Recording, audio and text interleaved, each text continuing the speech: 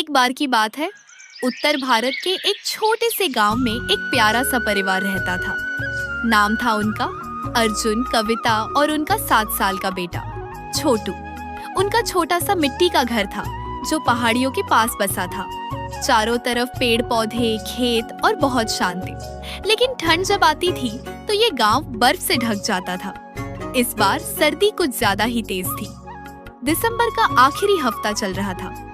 हवाएं इतनी तेज चलती थीं कि दरवाजे खुद ब खुद हिलने लगते थे। कविता, लकड़ी खत्म हो गई है, आग जलाएंगे कैसे? अर्जुन ने अपनी पत्नी से कहा। कविता रजाई में लिपटी हुई थी, वो भी परेशान थी। हमारे पास जो बचा है उसी से काम चलाना पड़ेगा। छोटू को ठंड लग गई तो बुखार हो जाएगा। अर्जुन बाहर गया और बर्फ से भरे आंगन से थोड़ी सूखी लकड़ियां इकट्ठा करने लगा। उसके हाथ कांप रहे थे, लेकिन बेटे और पत्नी की चिंता उसे हिम्मत दे रही थी। घर के अंदर कविता ने छोटू को गोद में लिया हुआ था। छोटू का नाक लाल था और वो धीरे धीरे कांप रहा था। मम्मी, आज भी स्कूल नहीं जाना? छोटू ने पूछा। नहीं बेटा, इतनी ठंड में स्कूल भी बंद है। अर्जुन जैसे तैसे कुछ लकड़ी ले आया। उन्होंने एक कोने में चूल्हा जलाया। थोड़ी गर्मी आई तो तीनों पास पास बैठ गए। तभी बिजली चली गई। पूरा घर अंधेरे में डूब गया। सिर्फ चूल्हे की हल्की सी रोशनी दिख रही थी। पापा, मुझे डर लग रहा है, छोटू बोला। डरने की बात नहीं बेटा, हम सब साथ हैं ना। अर्जुन ने छोटू को गले से लगाया। कविता ने रजाई ओढ़ा दी। चलो मैं तुम लोगों को एक कहानी सुनाती हूँ। और उन्होंने एक पुरानी दादी नानी वाली कहानी शुरू की। कहानी सुनते सुनते छोटू की आंख लग गई। रात गहराती गई। बाहर बर्फ गिर रही थी। ठंडी हवाएं दीवारों से टकरा रही थी। घर के अंदर चूल्हा धीरे धीरे बुझ रहा था। गर्मी भी कम हो गई थी। अर्जुन को लगा अब और लकड़ी चाहिए, नहीं तो रात बहुत मुश्किल हो जाएगी। मैं थोड़ी देर के लिए जंगल के किनारे जाता हूँ, शायद कुछ सूखी लकड़ी मिल जाए, अर्जुन ने कहा। कविता घबरा गई। इतनी ठंड में मत जाओ, कुछ हो गया तो? तुम लोग ठंड से कांप रहे हो, मुझे जाना ही पड़ेगा। अर्जुन अपने पुराने जैकेट में बाहर निकल गया। आधी रात थी। चांद बादलों के पीछे छुपा हुआ था। वो बर्फीले रास्तों पर चलता गया। ठंडी हवा उसके चेहरे को काट रही थी, लेकिन उसकी आंखों में एक ही सोच थी, मुझे अपने परिवार को बचाना है। कई मिनटों तक वो इधर उधर लकड़ियां खोजता रहा। हाथ सुन्न हो चुके थे। फिर एक जगह उसे कुछ पुरानी टहनियां मिली। जल्दी जल्दी उसने उन्हें समेटा और घर की तरफ भागा। उधर कविता ने छोटू को अपने से चिपका कर रखा हुआ था। छोटू नींद में कुछ बड़बड़ा रहा था। कविता डर और चिंता के बीच अर्जुन की सलामती की दुआ मांग रही थी। दरवाजा खटका। कविता दौड़ कर गई। अर्जुन बर्फ से भरा खड़ा था। उसके हाथ में लकड़ियां थीं और चेहरा थका हुआ, लेकिन मुस्कान थी। चलो जल्दी से आग जलाते हैं। दोनों ने मिलकर चूल्हा फिर से जलाया। गर्मी घर में फैलने लगी। छोटू ने आंखें खोली और बोला, पापा आ गए? हाँ बेटा, तुम्हारे लिए आग भी ले आए हैं, अर्जुन ने हंसते हुए कहा। उस रात तीनों एक ही रजाई में सोए, पास पास। बाहर भले ही बर्फ गिर रही थी, लेकिन उस छोटे से घर के अंदर प्यार की गर्मी थी। सुबह हुई। सूरज निकला तो बर्फ की चादर पर सुनहरी रोशनी पड़ने लगी। पूरा गांव चमक रहा था, लेकिन सबसे ज्यादा चमक अर्जुन के घर के अंदर थी। एक परिवार की एकता, संघर्ष और प्यार की चमक। सुबह की पहली हल्की किरण जैसे ही उस झोपड़ी की टूटी खिड़की से अंदर घुसी, एक छोटी सी चमक कविता की पलकों पर पड़ी।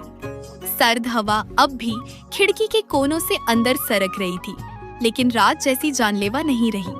कविता ने आंखें खोली। सामने छोटू अब भी उसकी गोद में सिर रखे सो रहा था। उसके होंठों पर हल्की सी मुस्कान थी, शायद किसी गर्म जगह का सपना देख रहा हो। अर्जुन रजाई से बाहर बैठा था। आंखें थकी हुई थीं, लेकिन चेहरा शांत। रात जो आग उसने जलाई थी अब बुझ चुकी थी, लेकिन वो आग उसके अंदर अब भी जल रही थी। जिम्मेदारी की आग। कविता की आवाज हल्के स्वर में आई। छोटू की सांस अब पहले से ठीक है, पर अर्जुन, खाना? अर्जुन ने कुछ देर चुप रहकर सिर झुका दिया।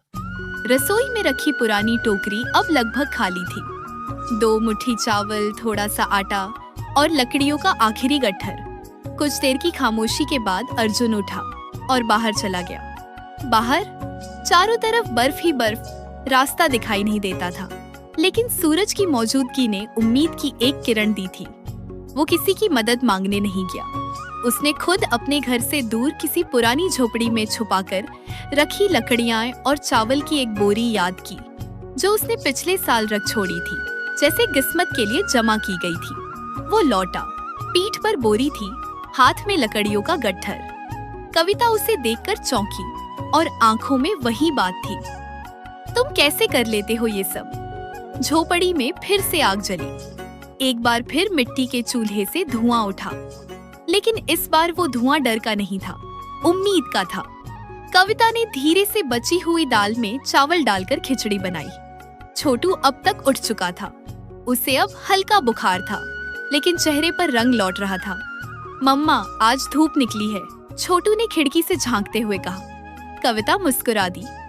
हाँ बेटा, ये धूप पापा लाए हैं। दिन ढलने लगा। आग के पास तीनों बैठे थे। छोटू अपनी पुरानी किताबों को देख रहा था। उसके पन्ने थोड़े मुड़े हुए थे, लेकिन अक्षर अब भी जिंदा थे। उसने कविता से पूछा, क्या कल स्कूल खुलेगा मम्मा? कविता ने अर्जुन की तरफ देखा और अर्जुन ने सिर हिलाया। हाँ बेटा, बहुत जल्द। रात फिर आई, लेकिन अब ये रात वैसी नहीं थी। झोपड़ी के अंदर अब आग जल रही थी। छोटू चैन से सो रहा था और कविता की आंखों में डर नहीं, शांति थी। बाहर ठंड अब भी थी, बर्फ अब भी गिर रही थी, लेकिन अब उस घर के अंदर 3 जिंदा दिल सो रहे थे। एक बच्चा जो फिर से मुस्कुरा रहा था, एक माँ जिसने भरोसा करना नहीं छोड़ा, और एक पिता जिसने हार मानना नहीं सीखा। सुबह जब गांव में पहली सरकारी गाड़ी आई, रास्ता साफ करने अर्जुन सबसे पहले अपने बेटे को गोद में लिए बाहर निकला। बर्फ में चलने वाला वो पहला कदम बस बर्फ पर नहीं पड़ा था, वो कदम उम्मीद पर पड़ा था, और उम्मीद अब गर्म होने लगी थी। रात बीत चुकी थी, ठंड अब भी थी, लेकिन वो पहले जैसी बेरहम नहीं रही। सूरज अब रोज थोड़ा और ऊपर चढ़ने लगा था और गांव की गलियों में जमी बर्फ धीरे धीरे पिघल रही थी। अर्जुन, कविता और छोटू की झोपड़ी के बाहर अब कुछ हरकतें दिखने लगी थीं। बच्चे बाहर झांक रहे थे, बुजुर्ग आंगन में बैठने लगे थे, और दूर से किसी बैलगाड़ी की घंटी सुनाई देने लगी थी। अर्जुन अपनी झोपड़ी के बाहर बैठा था। हाथ में एक पुराना फावड़ा था। वो सामने के रास्ते को साफ कर रहा था ताकि छोटू स्कूल जा सके। कविता अंदर से आवाज देती है, चाय रख दी है, पहले पी लो, फिर काम करना। लेकिन अर्जुन सिर्फ मुस्कुराता है। उसके लिए रास्ता बनाना जरूरी था, सिर्फ बर्फ में नहीं, जिंदगी में भी। छोटू की स्कूल की कॉपी में नया पन्ना खुला था। उसने खुद से लिखा था, जब बहुत ठंड हो और सब कुछ रुक जाए, तब भी कोई न कोई चलता है ताकि बाकी लोग फिर से चल सके। उसी दिन दोपहर में गांव में एक बड़ी सरकारी गाड़ी आई। साथ में डॉक्टर, मास्टर साहब और एक नई टीचर भी थी। गांव की चौपाल पर लोग इकट्ठा हुए। मास्टर साहब ने माइक उठाया। हम सब ने मिलकर इस बार की ठंड को सहा, लेकिन कुछ लोगों ने औरों के लिए रास्ता बनाया। आज हम यहाँ अर्जुन को सम्मान देने आए हैं। भीड़ चौंकी। अर्जुन झोपड़ी से छोटू को गोद में लेकर आया और चौपाल पर पहुंचा। मास्टर साहब बोले, जब गांव का आधा हिस्सा रजाई में छुपा था, ये इंसान अपने बेटे के लिए बर्फ में चला और पूरे गांव के लिए उम्मीद की लौ जलाए रखा। अर्जुन को एक कंबल, एक सम्मान पत्र और सबसे बड़ी बात, गांव की सर्दी राहत समिति की जिम्मेदारी दी गई। अब वो हर साल की ठंड से पहले गांव वालों को जागरूक करेगा, राशन बांटेगा और बच्चों के लिए गर्म कपड़ों की व्यवस्था करेगा। रात का सीन, छोटू आज पहली बार फिर से स्कूल की वर्दी पहनकर सोया। उसकी आंखों में एक चमक थी और सिरहाने रखी कॉपी में एक नया सपना लिखा था, मैं बड़ा होकर पापा जैसा बनूंगा। कविता उसे देखती रही और हल्के से सिर पर हाथ फेरती रही। अर्जुन बाहर बैठा आसमान की ओर देख रहा था।